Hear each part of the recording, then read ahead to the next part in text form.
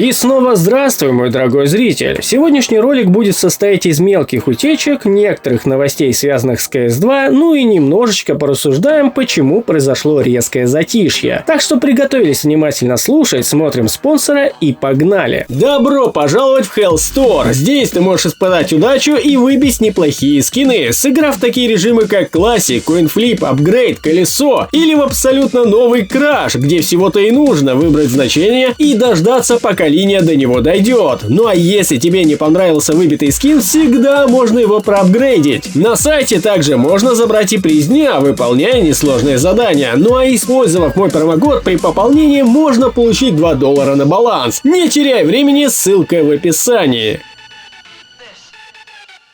Ну что же, как бы мы ни надеялись и не желали всем сердцем, но увы и ах, на день рождения CSGO ничего не произошло, кроме как разработчики запустили гифку в своем Twitter аккаунте. И на этом приколы не заканчиваются. В CSGO на момент записи данного ролика до сих пор работает магазин мажора в Париже, хотя по дате его уже должны были отключить. И как мы знаем, Valve любит грешить подобными задержками. И опять же повторюсь, на момент записи его еще не отключили. Тем самым все даты, которые можно было бы подвязать под крупное обновление или же запуск открытого бета-тестирования, в итоге у нас закончились. Хотя в душе каждый из нас понимал, что подобное следовало ожидать. Valve компания непредсказуемая, да и гадать, когда что произойдет, имея на руках много противоречивых переменных, просто бессмысленно. Однако на данный момент втихаря некоторые пользователи получили бетку на свои аккаунты. Поначалу я тоже не поверил, что пошла новая волна раздачи приглашений. Но в итоге, как оказалось, некоторые все же дополучили заветный инвайт. К сожалению, нам неизвестно, насколько была масштабная раздача, но она в итоге произошла, что навело меня на одну мысль. Дело в том, что исходя по последним обновлениям, было добавлено очень много участков, связанных с новым премьер-режимом. Причем складывается впечатление, что он почти полностью готов. Многие изменения вы могли увидеть в моих прошлых роликах. Ну а если не видели, то обязательно к просмотру. Но тем не менее я покажу то, что не попало в прошлый раз. Теперь же в новом обновленном дизайне мини-профиля можно вывести новую рейтинговую систему. Причем чуть ранее это было невозможно сделать. И выводится она без каких-либо костылей. Кстати, с обновлением мини-профиля перестало показываться звание запретной зоны. Оно, конечно, фиксируется игрой, но не показывается. И, скорее всего, возможно, это просто баг игры.